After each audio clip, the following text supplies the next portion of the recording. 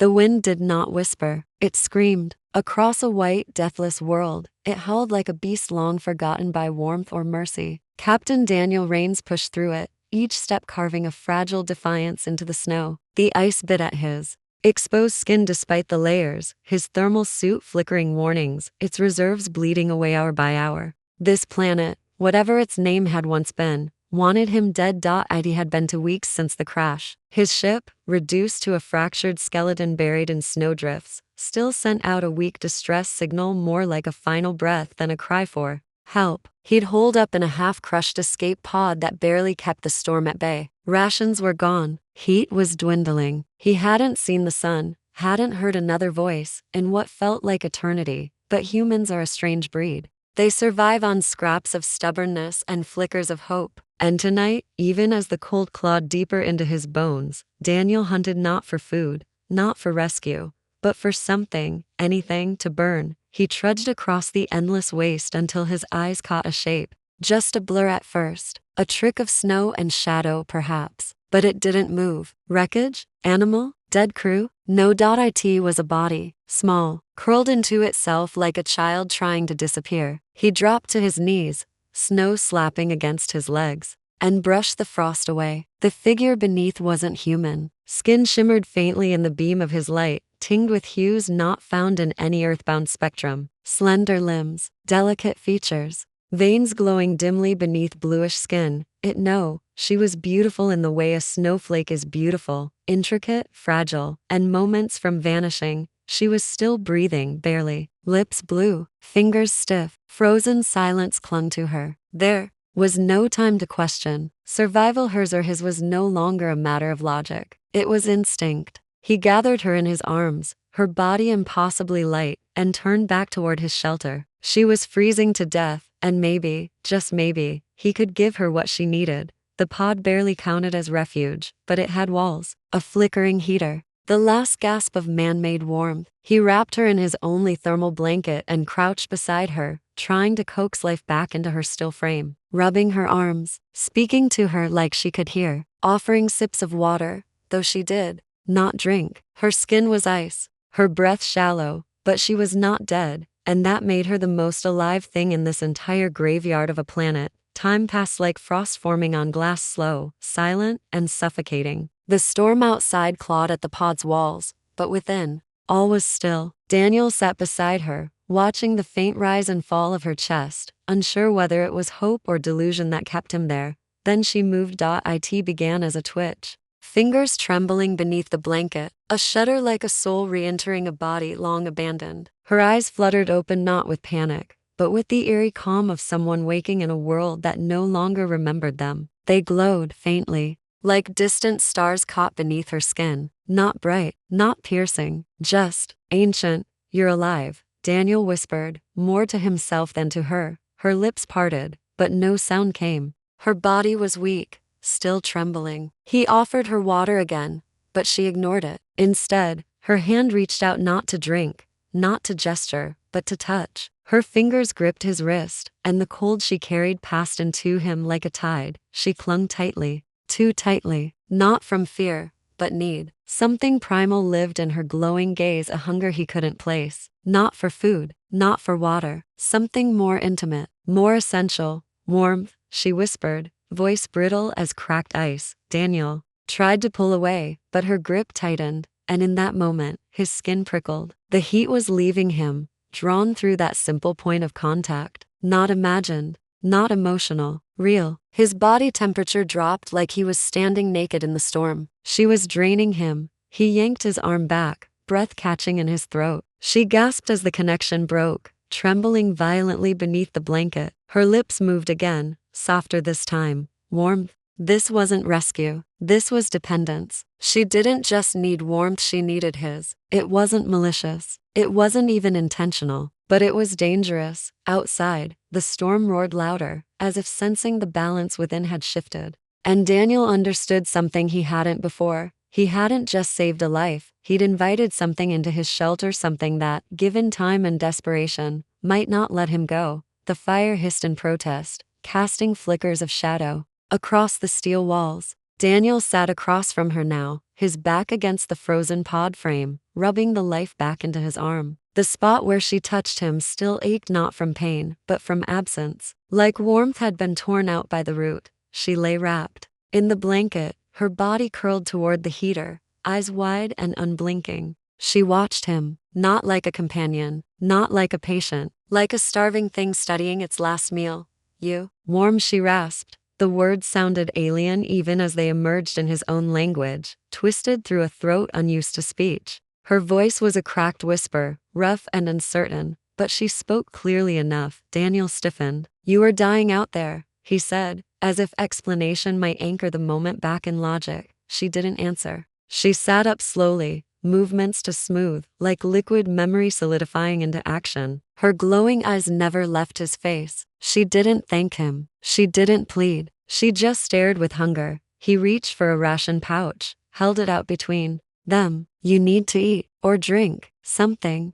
But her gaze didn't shift. She didn't look at the food. She didn't care. She raised a hand and pointed at him. Daniel felt his stomach knot. Her skin shimmered faintly, and the veins beneath it pulsed like a slow heartbeat. She was trembling not from the cold, but from lack, from starvation.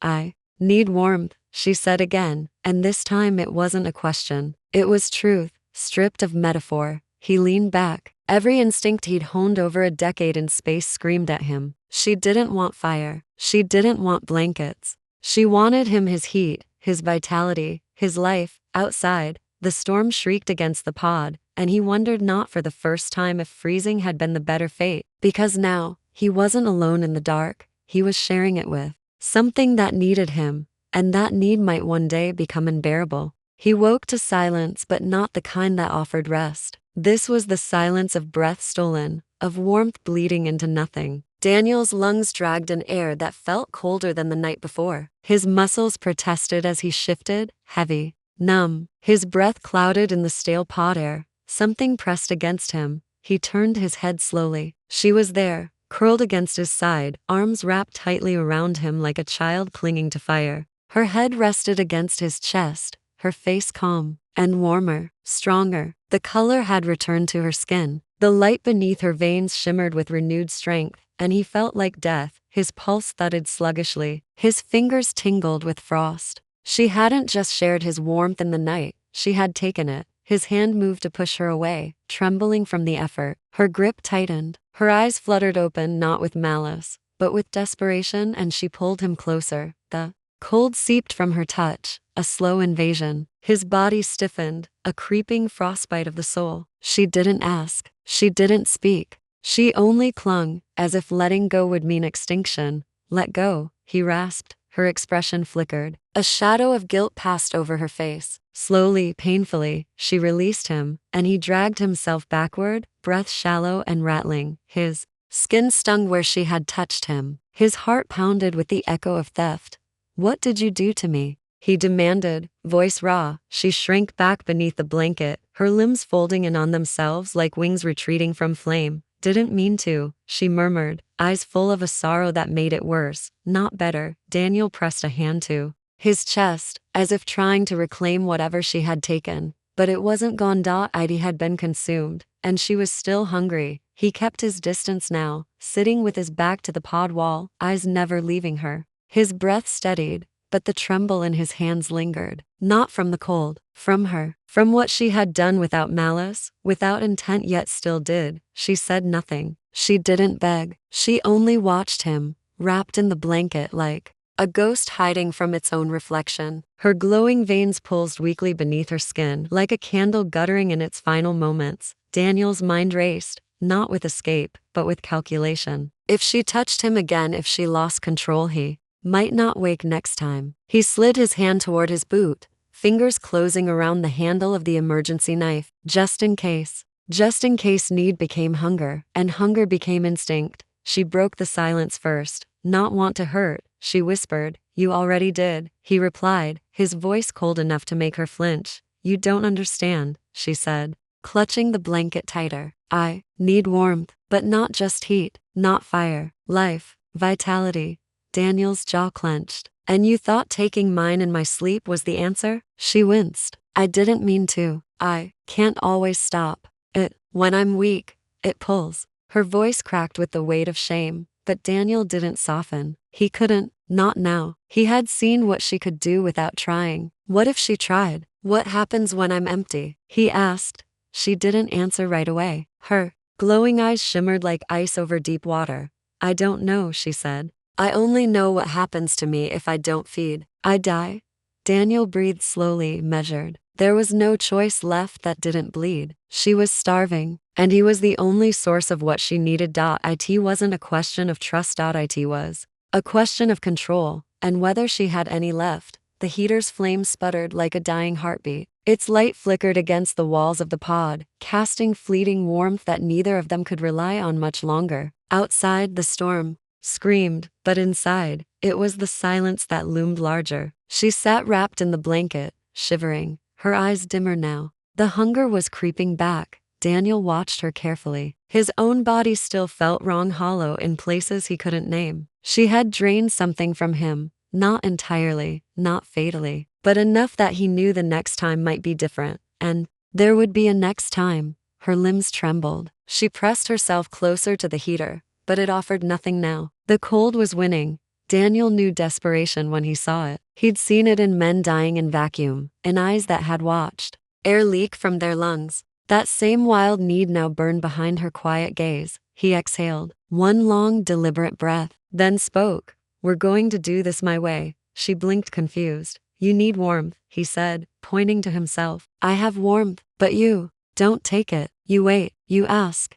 Her brows furrowed. What if I lose control again? His hand dropped to the knife at his side. His voice came low, steady. Then I stop you.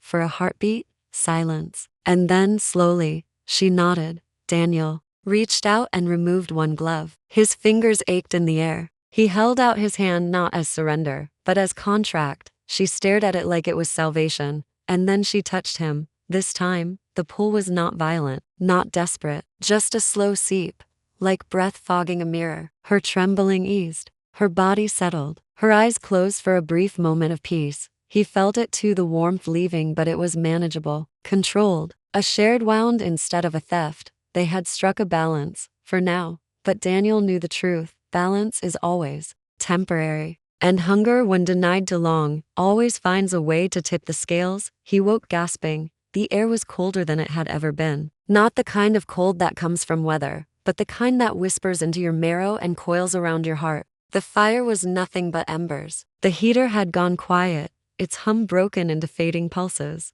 But that wasn't what jolted him awake. She was there, not beside him, above him, hovering, her face inches from his chest, hands trembling just shy of contact. Her eyes glowed too bright, like a failing star desperate to burn something, anything. Hunger etched every line of her face. Before thought could fully form, Daniel moved. The knife was at her wrist in an instant, steel pressing against fragile skin. Her body jerked back, not in anger, in pain, in shame. I warned you, he hissed. I tried, she whispered, hugging herself. I couldn't. It's worse now, deeper, colder. I couldn't stop it.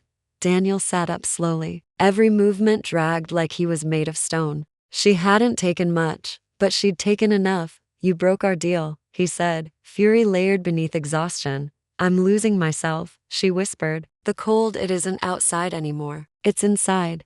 He looked at her, then not as a threat, not as a monster, but as something cornered by nature itself. Her veins no longer glowed in harmony. They flickered like a system in collapse. The hunger was unraveling her. She was falling apart. And then, the sound that shattered the standoff, a high-pitched beep, rhythmic, mechanical, the distress beacon. He turned, eyes locking onto the scanner. A signal, real, close. A ship descending fast through the storm, not drifting, hunting. His heart raced. Someone found us, he muttered, but when he looked back at her, her face was pale with terror. No, she whispered, not them, not here, not now. Daniel frowned. They're not here for me, are they? She shook her head, trembling now from something colder than ice. They're here for me. And he understood too late that the real danger wasn't what he had brought inside. It was what had followed her here. The beacon pulls like a ticking heart, counting down to something final. Daniel stared at her, at the way she recoiled from hope as if it were death itself. She wasn't relieved. She was cornered. Who's coming? He demanded. She backed against the wall, the blanket wrapped tight around her frame as though it could shield her from history. Your people, she whispered. His blood ran cold. That ship descending through the clouds, he checked the signature. On the console, not rescue, not patrol, a harvester class, military grade, no insignia, no standard approach pattern, collectors. Daniel had seen their kind before. On the edge of map space, ships that arrived in the night and left behind silence. Not heroes, not saviors, predators with badges.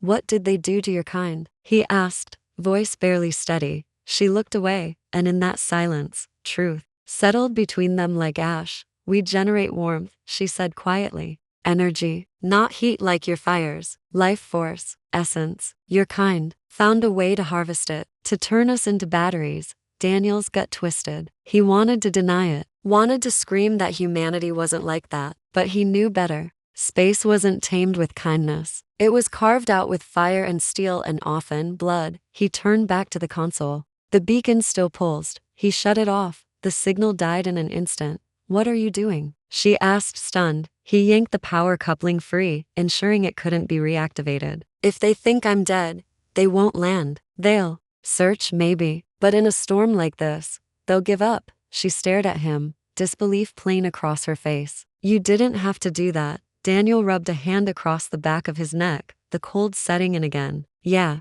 he said. I did. Outside, the storm howled louder, wrapping the world in white erasure. She looked at him not with hunger, not with fear, but with something new, trust. And then she said softly, we should leave. Daniel gave a weary smile. You got a ship? She shook her head. But if we work together, we'll find one. He looked at the dark screen, at the silent pod. No rescue, no backup, no plan, just a human, and the one creature who might keep him alive. He stood, pulled on his gloves, and together, they stepped into the white unknown. The storm swallowed them whole. There was no horizon, only white stretching in every direction, a void that erased the sky and the ground alike. Daniel led the way, one hand checking his failing suit's diagnostics, the other curled around the emergency flare he hoped he'd never need. Beside him, she moved carefully, swaddled in the thermal blanket like a shadow learning to walk. Her glow had dimmed, but not extinguished. Hunger lingered beneath her skin, restrained now not by force,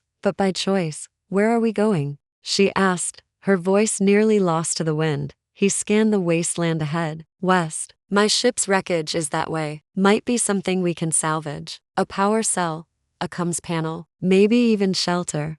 And if there's nothing? He didn't answer, because there wasn't another plan.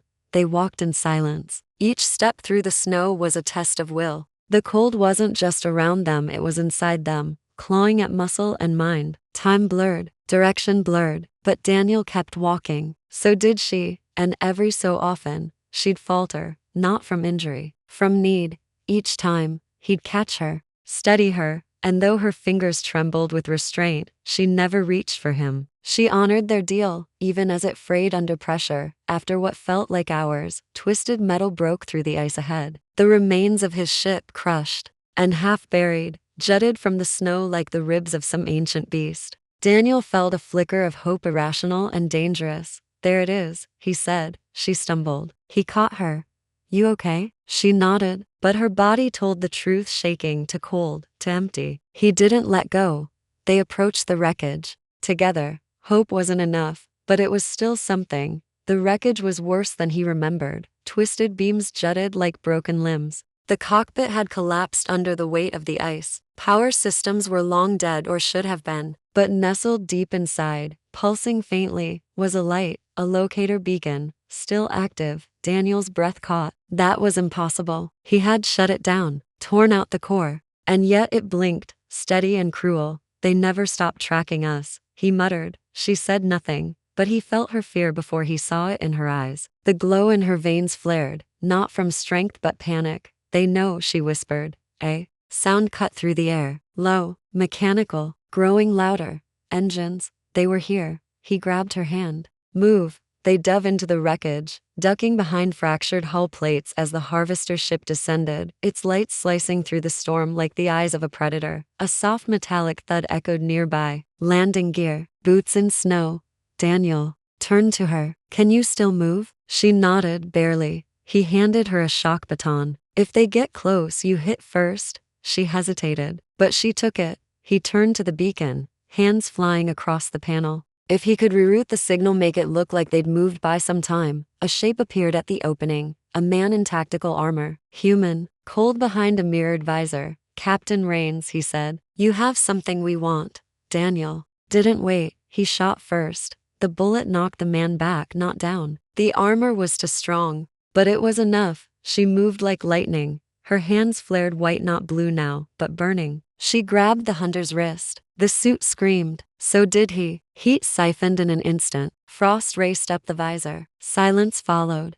She staggered, back panting but still herself. You didn't kill him, Daniel said. I stopped. That mattered more than she knew. He finished rerouting the beacon, sending the signal far across the ice fields. Then he grabbed her hand. Run. They fled into the storm, chased by nothing but the howl of wind and the thrum of their own heartbeat. Hours later, when the ship was gone and only white remained, she spoke again. You shot your own kind. He looked at her. They weren't mine. And for the first time, she smiled, not out of hunger or fear but with something warm. The cold didn't leave the world, but together, they were no longer alone in it.